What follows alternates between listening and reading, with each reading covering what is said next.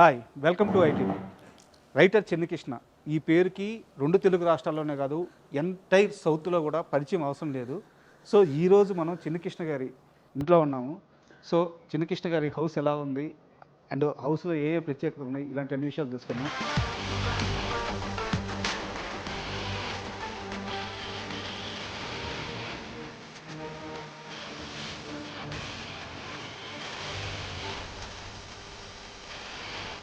ఇంట్లోకి ఎంటర్ అవ్వగానే ముందుగా మొదటి అడుగులోనే మనకి ఇక్కడ ఒక తులసి కోట కనిపిస్తుంది.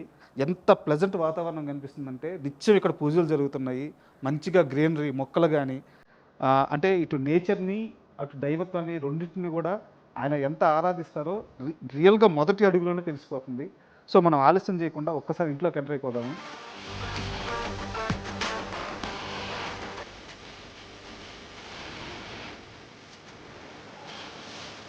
సో మనం ఇంట్లోకి ఎంటర్ అయ్యాం, చిన్నకృష్ణ గారిని కలిసాము. సో కలిసిన తర్వాత ఇక్కడ ఈ ఇంటి ముందు హాల్లో ఏమేమి ఉన్నాయి వాతావరణం మనం ఒకసారి చూద్దాము. సో ముందుగా ఇంట్లోకి ఎవరన్నా ఎంటర్ అవ్వగానే ఇక్కడ ఒక స్ఫటికం ఉంది. ఆ స్ఫటికం పైన కుంకుమ ఉందన్నమాట. ఇంట్లోకి రాగానే ఎవరైనా బొట్టు పెట్టుకొని ఇంట్లోకి రావడానికి వీలుగా ఇక్కడే పెట్టారు. దాని ముందు లాఫింగ్ బుద్ధ. సో మనసు ప్రశాంతంగా అవ్వడానికి ఎన్ని కష్టాలతో ఇంటికి వచ్చినా సరే గుమ్మంలోనే మొదటి అడుగు పడంగానే ఆ భారం ఆ కష్టం అంతా పోవడానికి ముందుగా లాఫింగ్ బుద్ధని పెట్టుకున్నారు. సో నిజంగా ఇంట్లో ప్రతి ఒక్క చిన్న చిన్న అంశాన్ని కూడా చాలా జాగ్రత్తగా పెట్టుకున్నారు. సో ఇక్కడ చూస్తే రాగి చెంబు, రాగి చెంబులో వాటర్, ఇది వాళ్ళ తాతల కాలం నుంచి వస్తున్న రాగి చెంబు అంట. ఎంత జాగ్రత్తగా పెట్టుకున్నారో అండ్ ఎంత మంచిది కూడా హెల్త్కి. నిజంగా చాలామందికి తెలియదు రాగి చెంబులో వాటర్ తాగితే ఆరోగ్యంగా ఉంటామని.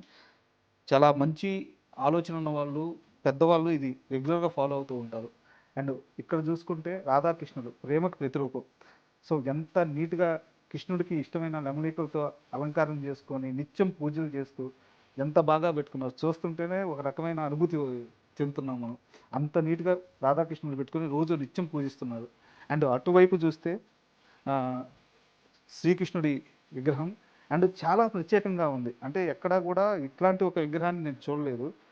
మరి ఆయన రెగ్యులర్గా యూఎస్ వెళ్తుంటారు. యూఎస్ నుంచి తెప్పించారో మరి ఇక్కడ ఎవరైనా ప్రత్యేకంగా చేపించి తీసుకున్నారో తెలియదు, కానీ చాలా యూనిక్గా చాలా అద్భుతంగా ఉంది ఇక్కడ కృష్ణుడి బొమ్మ.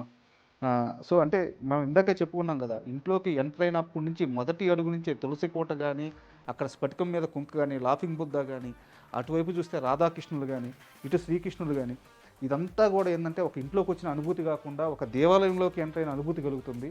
సో మనం ఇంకొంచెం ముందుకు వెళ్దాము. గుమ్మంలో మొదటి అడుగు వేయంగానే ఇక్కడే అద్భుతమైన శివలింగాన్ని పెట్టుకొని ఆయన అసలు ఆ శివలింగం చూస్తుంటే రెండు చేతులు దండం పెట్టుకోవాలనిపిస్తుంది. అంత నీట్గా అంత అద్భుతంగా ఉంది శివలింగం. నిత్యం శివలింగానికి ఇక్కడ పూజలు జరుగుతున్నాయి. అటు పక్కకు వస్తే ఎదురుగా వాకిలి ముందే నంది విగ్రహం పెట్టుకొని ఇక్కడ కూడా పూజలు చేస్తున్నారు. సో ఈ ఇంట్లో అడుగు అడుగునా కూడా దైవత్వం నిజంగా ఉట్టిపడుతుంది. ఇంకొంచెం ముందుకు రాగానే ఇక్కడ వినాయకుడి విగ్రహం కనిపిస్తుంది. సో చిన్నకృష్ణ గారి కథల్లోనే కాదు, ఆయన ఇంట్లో కూడా దైవానికి సంబంధించిన ప్రతి మూల ఒక అంశం కనిపిస్తూనే ఉంది. సో ఇంక ఇక్కడ చూసుకుంటే ఇది అసలు రెండు కళ్ళు సరిపోవట్లేదు. వెంకటేశ్వర స్వామి విగ్రహం ఇదంతా సంబంధించి ఇప్పుడు మనం చూస్తున్న ఈ విగ్రహం మొత్తం కూడా ఏకశిలలాగా చేపించారనమాట. సో ఎదురుగా నంది విగ్రహాన్ని పెట్టుకొని ఆయన అంటే దేవుడికి ఆయన జీవితంలో ఎంత ప్రత్యేకత ఇస్తారు, ఎంత బలంగా నమ్ముతారు, ఇది చూస్తుంటేనే అర్థమవుతుందన్నమాట. ఇక్కడ మనకు కనిపిస్తున్న భగవద్గీత కానీ నిత్యం భగవద్గీత చదువుతూ, అంటే ఒక రచయిత ఊరకనే ఇంత గొప్ప కథలు రాయలేరు. ఆయన ఎన్ని విషయాల్ని చదవాలి, ఎంత అద్భుతమైన విషయాలు తెలుసుకోవాలి, అవన్నీ మనకు చెప్పాలి. సో ఇక్కడ భగవద్గీత కనిపిస్తుంది. ఎదురుగా నందివాహనం. సో ఆ నందివాహనానికి నిత్యం పూజలు చేస్తూ అంటే ఈ రూమ్ మొత్తం కూడా ఎటు చూసినా సరే ఆ దైవత్వానికి సంబంధించిన అక్కడ శివలింగం కానీ, అక్కడ నందీశ్వరుడు కానీ, ఇక్కడ వినాయకుడు కానీ, ఇక్కడ వెంకటేశ్వర స్వామి కానీ, ఇక్కడ నంది కానీ. సో చిన్నకృష్ణ గారు అంటే ఆయన సినిమా రచయితగా మనందరికీ తెలుసు, కానీ నిజ జీవితంలో ఆయన ఒక రోజుని ఎంత ప్రశాంతంగా దేవుడి సన్నిధిలో గడుపుతారంటే ఆయన ఇల్లే ఒక దేవాలయంగా కనిపిస్తుంది. నిజంగా అతి అరుదుగా మాత్రమే సినిమాకు సంబంధించిన సినిమా మనుషులలో ఇలాంటి ఒక వాతావరణం కనిపిస్తుంటుంది. నిజంగా ఈ విషయంలో మాత్రం చిన్నకృష్ణ గారిని మెచ్చుకొని తీరాల్సిందే. ఆయన్ని మనందరం అనుసరించి తీరాల్సిందే.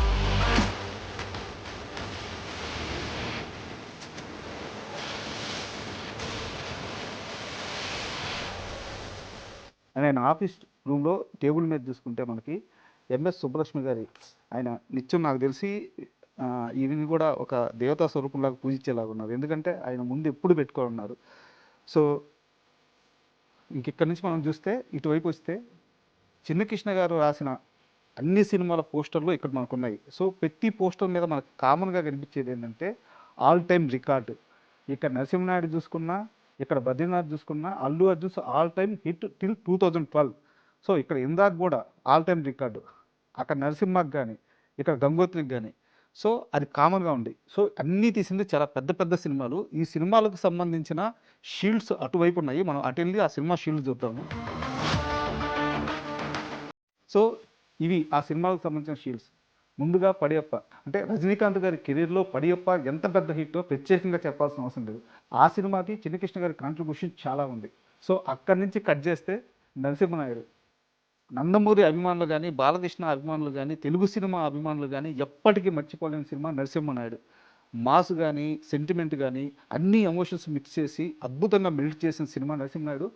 ఆ రోజుల్లో ఈ సినిమా 105 సెంటర్లో 100 రోజులు ఆడింది. అది all time south India cinema record అనమాట. దానికి సంబంధించిన షీల్డ్ ఇక్కడ ఉంది.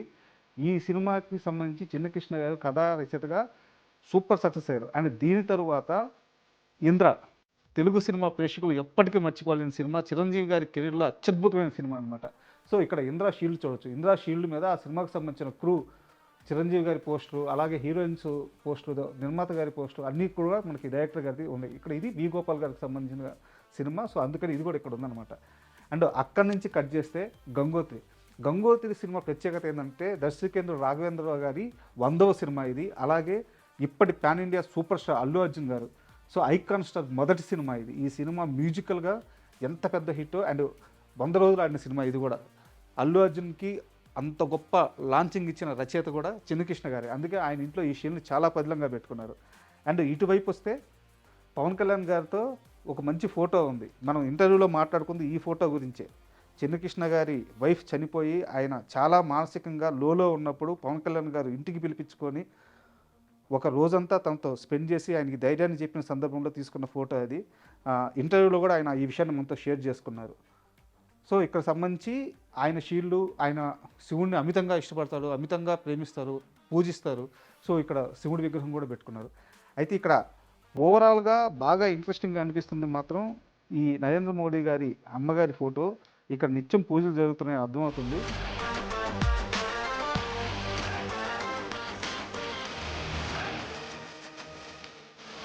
అయితే ఈ టేబుల్ మీద మనకి ఆయన సరస్వతీదేవి విగ్రహం, స్క్రిప్ట్లు ఇవన్నీ ఓకే.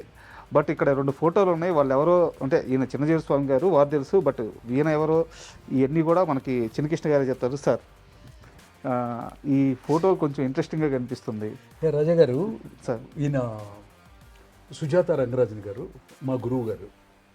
నిత్యం ఆయనకి పూజ చేయకుండా పేపర్ మీద అక్షరమే నేను పెట్టను సార్ రాజా గారు. ఎందుకంటే ఆయన నేర్పించిన విద్య కదా మనం కొంత నేర్చుకొని చెప్తాము. అందుకోసం నిత్యం ఆయనకి పూజ చేయడం జరుగుద్ది. అది ఎర్లీ మార్నింగ్ 4:30 పూజ రూమ్లో అయిపోయిన తర్వాత ఇక్కడ గురువు గారికి పూజ చేస్తాం. But great sir. అంటే గురువుని ఈ స్థాయిలో గుర్తుపెట్టుకొని ఇలా పూజించుకోవడం నిజంగా చాలా మంచి విషయం, గొప్ప విషయం సార్. అది మన తల్లిదండ్రులు, మా అమ్మ నేర్పించిన, మా నాన్నగారు నేర్పించిన సంస్కారం. ఈ సంస్కారమే నేను ఈ స్టేజ్లో ఉండడానికి కారకుడైనటువంటి కారణభూతుడు కదా రచయిత. అంటే రచయితనే మర్చిపోతే అది చాలా బాగుండదు. దట్టు గురువు గారిని అసలు మర్చిపోకూడదు. నాకు తెలిసి నెక్స్ట్ భాగ్యరాజు గారి ఫోటో కూడా ఇక్కడికి వచ్చేది. ఆయనకి ఇంకా సంవత్సరికం అవ్వలేదు కదా, అందుకోసం అని చెప్పని ఆ తర్వాతే పెట్టాలి. నాకు ఇది చాలా ఇంట్రెస్టింగ్ అనిపిస్తుంది సార్. మోడీ గారి తల్లి గారిని ఫోటో పెట్టుకొని నిత్యం పూజ చేస్తున్నారు మీరు. రాజా గారు, మనం ఎంతోమంది ప్రధానమంత్రులు చూసాం సార్, ఎంతోమంది నాయకులను చూసాం. కానీ ఫస్ట్ టైము హీరాబెన్ మోడీ గారు ఆ యొక్క కాశీ విశ్వనాథుడి అమ్మవారి ఆశీస్సులతో నరేంద్ర మోడీ గారు అనే మహోన్నతమైనటువంటి భగవత్ స్వరూపుడైనటువంటి నరేంద్ర మోడీ గారిని కన్న తల్లి. ఆ తల్లి అనుకోకపోతే, ఆ తల్లి పూజించకపోతే ఈ దేశం గురించి అట్లాంటి ఒక మహానుభావుడు మనకు పుట్టుండేవాడు కాదు. అట్లాంటి మహానుభావుడు ఈ రోజున ప్రపంచం మొత్తం ఆయన్ని ఒక చాలా గొప్పగా అనుకుంటుందంటే కారణం వాళ్ళ తల్లి. అందుకని ఆ తల్లికి, ఆయన్ని మనకిచ్చిన దానికి ఆవిడ్ని నేను నిత్యం పూజిస్తాను. సరే, మేమేదో సడన్గా ఇంటర్వ్యూ కోసం వచ్చాము. నేను వెళ్తూ వెళ్తూ చూసి నాకు ఇంట్రెస్టింగ్గా అనిపించి ఆగాను. మీరు ఇలా నిత్యం పూజ చేస్తున్నారు, బట్ ఏ రోజు కూడా నేను మోదీ భక్తుడిని, నేను మోదీ గారి తల్లి గారికి ఇలా పూజ చేస్తున్నా ఎక్కడా చెప్పుకుంది లేదు. ఇది అది నాకు ఇప్పుడు కూడా మీరు కూడా ఎవరికి చెప్పడం నాకు ఇష్టం లేదు. ఎందుకంటే ప్రేమలు, అభిమానాలు ఇవన్నీ అంతర్లీనమైనటువంటి మనిషికి సంబంధించిన విషయం. నేను మళ్ళీ మళ్ళీ చెప్తున్నాను, రాజా గారు, మీ భగవంతుడిని మీ పూజా రూమ్లో పెట్టుకోండి. మీ కులాన్ని మీ సింహద్వారం దగ్గర వదిలేసేయండి. ఈ విశ్వానికి మీరు బయటకు వచ్చినప్పుడు మాత్రం you are a human being అనేది మర్చిపోమకండి.